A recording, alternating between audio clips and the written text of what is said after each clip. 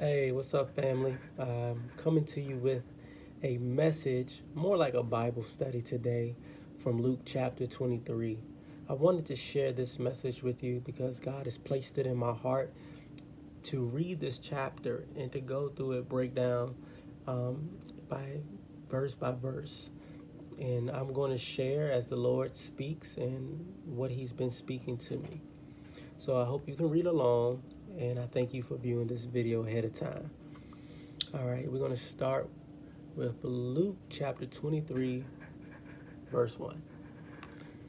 Then the whole assembly got up and brought him before Pilate.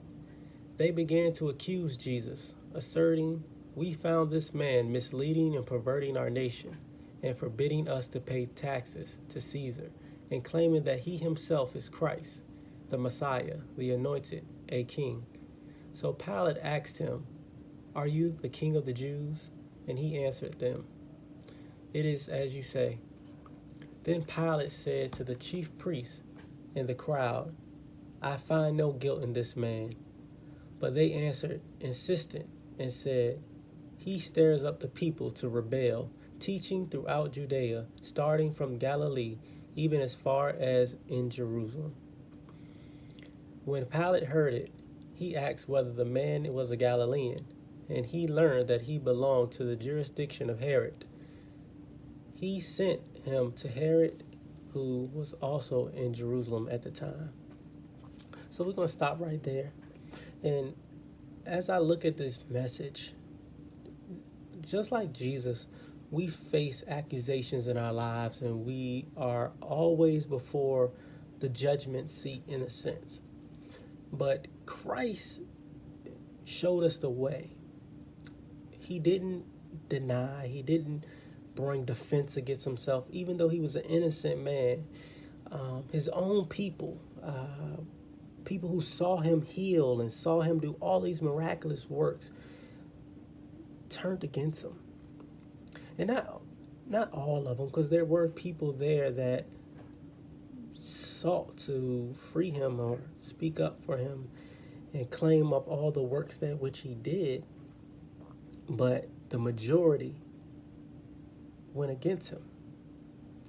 And as Christians and as believers, sometimes in our lives we can feel the very same fight and the battle that we go through, is that we're all alone, or we're the minority when it comes to seeking righteousness or serving God. I know all the people seem like in the world are doing all of these things, or living to have fun, living to serve self pleasures, and giving themselves over to all types of fleshly desires. And you are out here trying to sacrifice and fight to live a righteous life unto God. And it feels like you're alone. And it feels like sometimes that, you're the weird one, or you're the outcast because you do it. And people can see the good in you, but they're looking for you to fail so they can say, "I told you so." But we know that Jesus is the only perfect one. But yet and still, he went through the same accusations. He still was set as an outcast, but he knew the purpose he had. And we have to remain and understand the purpose we have as well. So despite the accusations of him perverting the nations and going against governments, it's natural for you as a believer to have different opinions than the world. You should have a different opinion.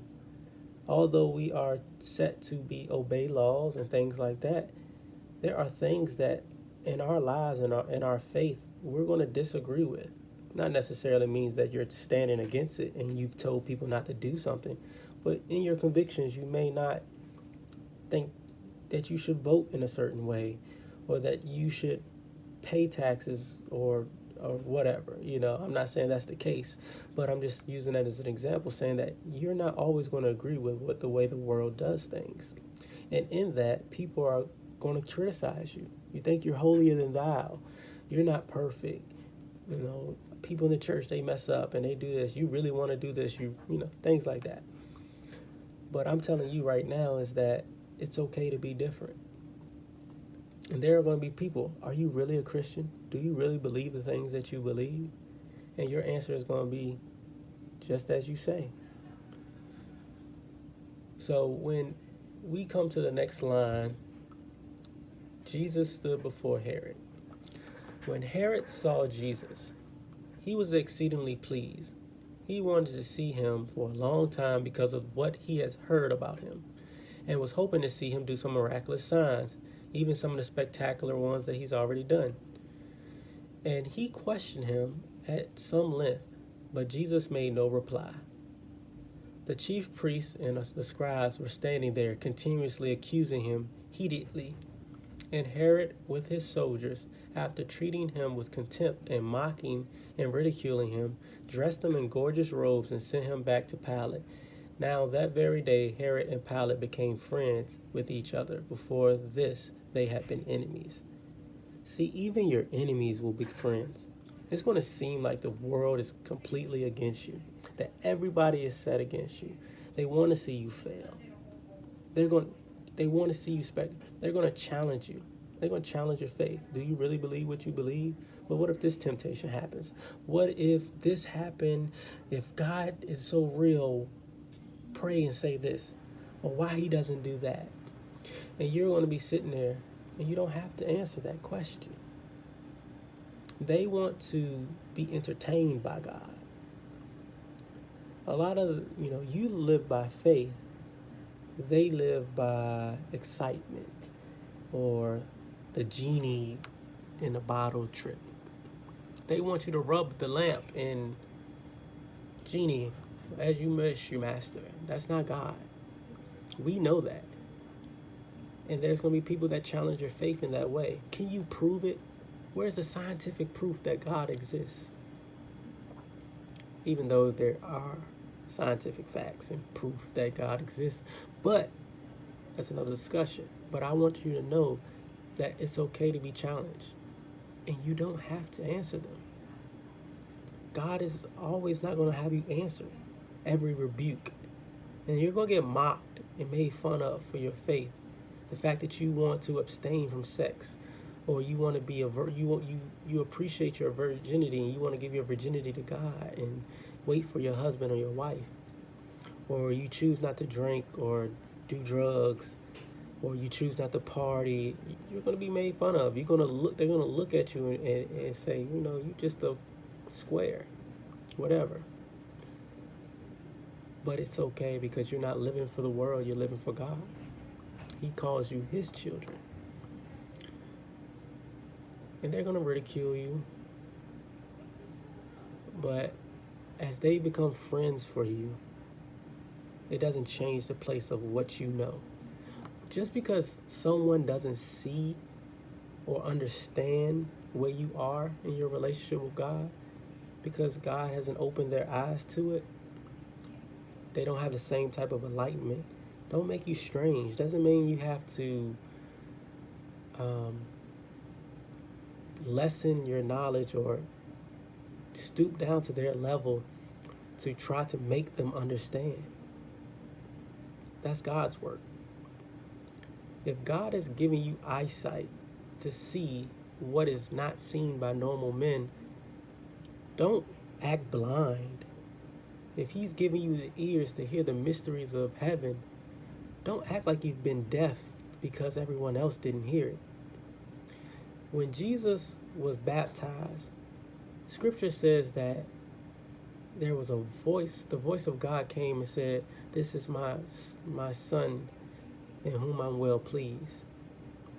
But then there were those who heard thunder. Some heard the voice of God. Some didn't know what they heard, but they knew something happened. Then some people that just didn't hear at all. I'm pretty sure there were some people who was like, I don't know what you're talking about.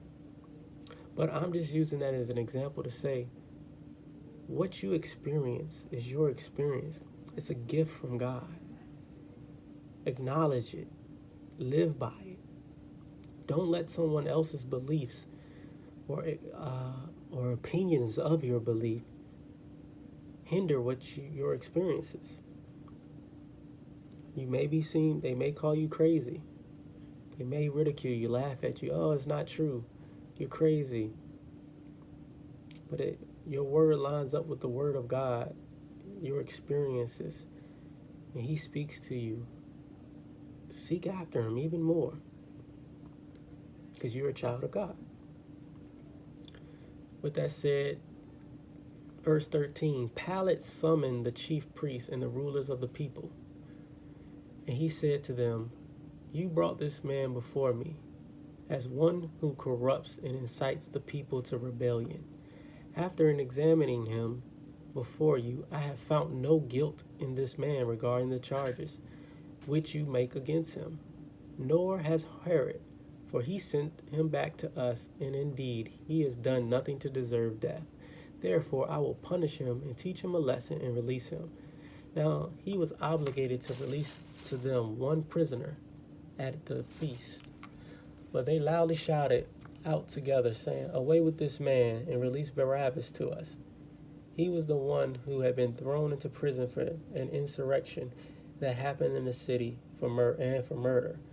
Pilate addressed them again, wanting to release Jesus, but they kept shouting out, crucify him, crucify him. And the third time he said to them, why? What wrong has he done? I have found no guilt, no crime, no offense in him demanding death. Therefore I will punish him and teach him a lesson and release him. But they were insistent and unrelenting, demanding with a loud voice that Jesus be crucified.